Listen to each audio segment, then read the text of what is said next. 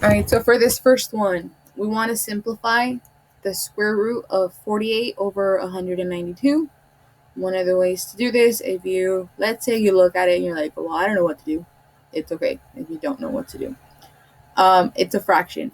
Start by reducing that fraction as much as you can, if possible. If you can't, then see if there's any factors for either 48 and 192 and go from there. So in this one, I don't know. Let's say you don't know what to factor by. Start with the number 2 and then work your way there. It might take a little longer than expected, but it's okay. So let's start with another. I'm gonna. Oh, are you guys still there? I don't know what happened on my end. Give me a second.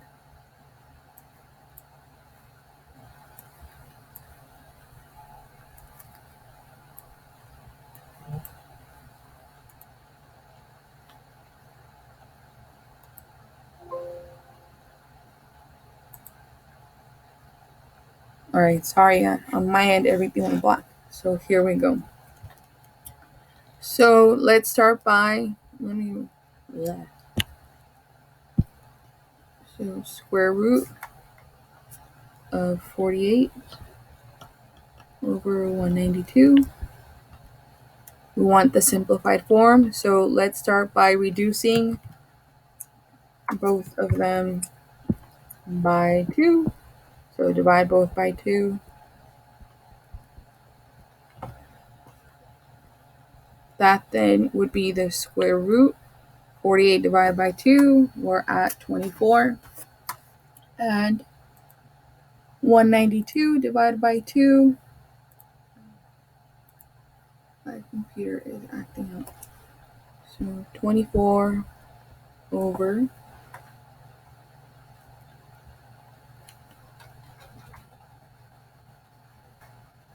192 divided by 2, 96. All right, now let's reduce again. So this time again, divide both by 2 until we can no longer reduce it. So 24 divided by 2, 12, 96 divided by 2, 48. We could actually here divide each of them by 12. Divide by 12. Divide by 12.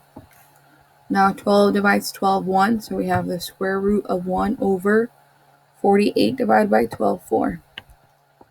Now we can go ahead and find the square root. So here we can rewrite this as the square root of 1 over the square root of 4. Remember that we're able to break it up into the numerator and denominator and then take the square root of each of the numbers. So the square root of 1 for the numerator is 1 because 1 times 1 gives us 1. The square root of 4 is 2 because 2 times 2 is 4. So simplified form would just be 1/2. So whenever you get a number like this, like, don't freak out if you don't know, okay, I don't even know where to start, what the square roots are. Begin by reducing your fraction.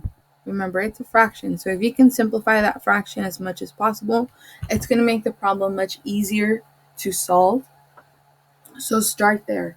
Start by reducing your fractions. Once you've done that, then you can go ahead and simplify. Okay?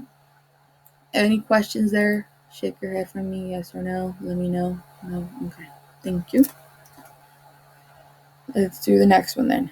So here, I didn't put all of them because it was kind of long to put all of the tables. But here, we're using the graphing calculator to graph the function f of x equals the square root of x, which table of values contains points that lie on the graph of the function.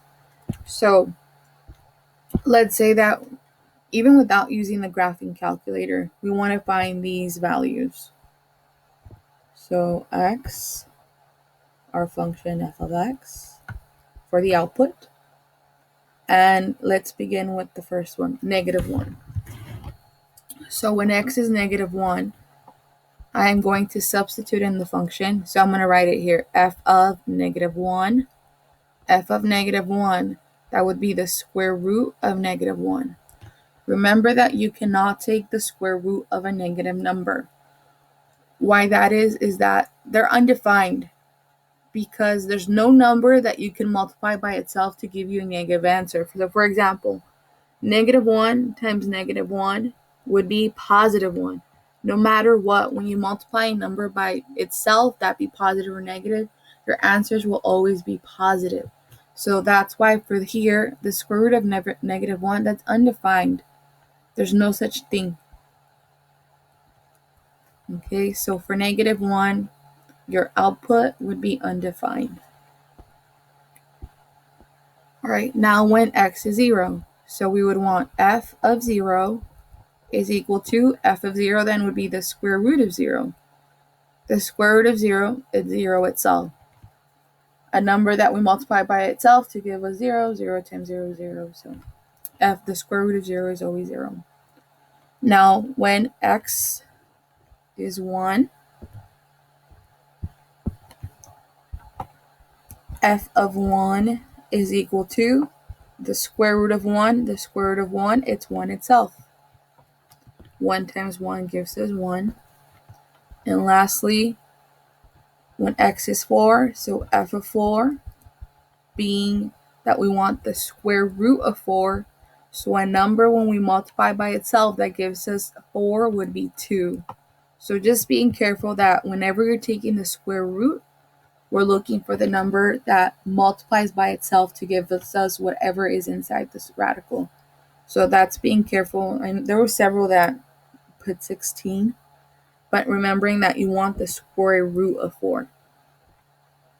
So we're substituting 4 into the function to get an answer, not working backwards. Okay? Any questions there? Okay. There were several of you that missed this one. The square root of 100, x to the 36th power. One of the things you could do with these is that we could break it up. I can rewrite this, given that it's 100 times x to the 36th power. I can break this up into the square root of 100 times the square root of x to the 36th. Okay, so what that, it just makes it easier to do that way. The square root of 100 would be 10, because 10 times 10 is 100.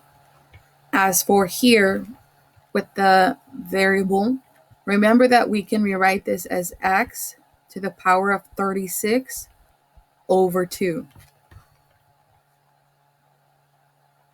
Remembering that there's a tiny little 2 within the square root that then becomes the denominator of your power. So now, given that we have a fraction, we can reduce the fraction. 36 divided by 2, that's how we get 10x to the power of 18. 36 divided by 2 is 18. Okay? Are there any questions with this one? Being careful just that I think what a lot of you picked this one because you took the square root of 36. 36 is your exponent, so you don't want to take the square root of it. You want to divide it by 2. So just being careful with that. I'll tell you our final answer there. Okay.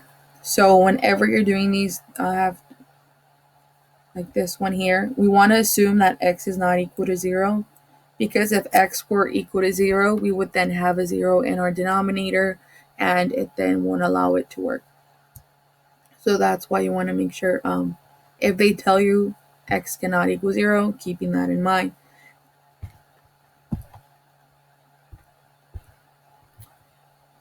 All right, so here we can break it up again into numerator and denominator, or we could simplify the fraction first, go from there. So let's work with the fractions and then try to go from there. So I'm going to rewrite this as just focusing on the fraction 72 over 50 times x to the 16th over x to the 36. All right, within the fraction itself, let's divide both by 2 to try to simplify here. So divide by 2, divide by 2. So we're going to get the square root. 72 divide by 2, we get 36. 50 divide by 2, we get 25. X to the 16 and x to the 36. Okay, now let's break it up into numerator and denominator. So we have the square root of 36, x to the 16th, the square root of 25, x to the 36 power. So now, remembering here, first let's do the square root of 36. The square root of 36 would be 6, because 6 times 6 gives us 36. Then x for our exponent then would be 16 divided by 2, x to the 8th power. The 8th power. For the denominator, the square root of 25, that would be 5, because 5 times 5 is 25. And then for here our x, our new our exponent, 36 divided by 2, that would be 18. Right, so we're almost there.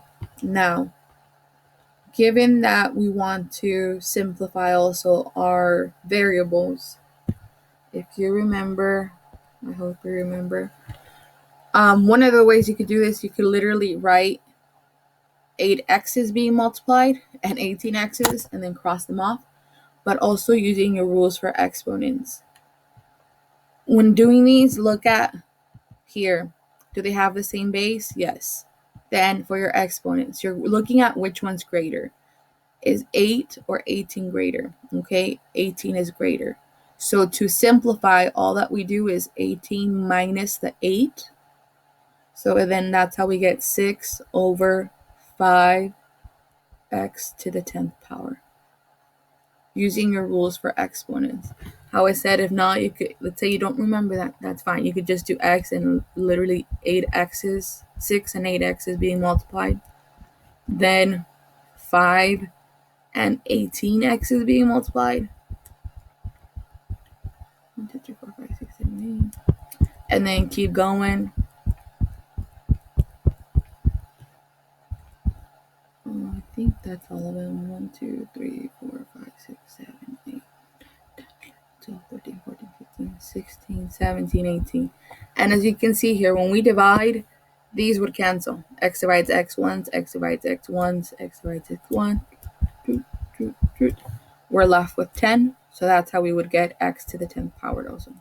If you happen to forget those power rules. But if they have the same base as they did, x and x, then we can subtract the exponents. Any questions with this one? Yes, no, maybe, no. All right, here then with this one.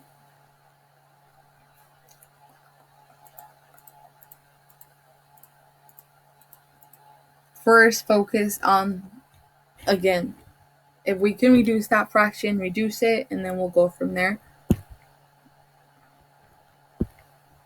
So if we take 2160 and divide it by 60, that actually divides perfectly and gives us 36. So this is now the square root of 36. Using the rules for exponents, the 8 is greater, so I am going to subtract 2 from it. The 2 is in the numerator, so it's x to the 6th power now. So now using what we know, the square root of 36, the square root of 36 is 6.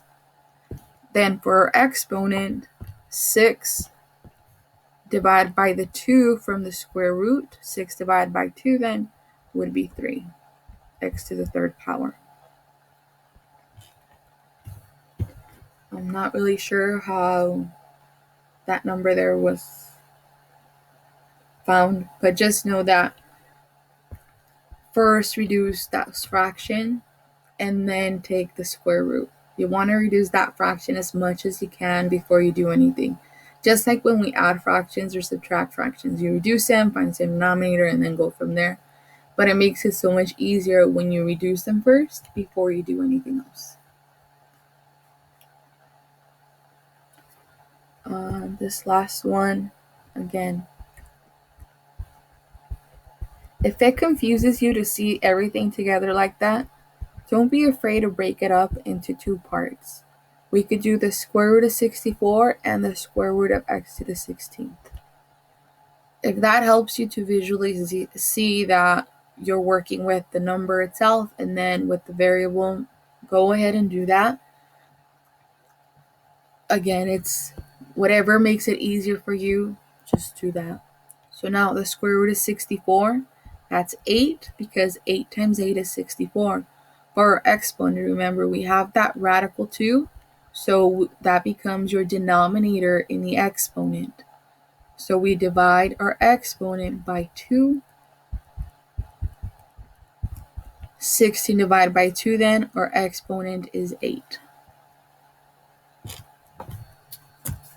If you have any questions, please let me know. That's it for those problems regarding that today.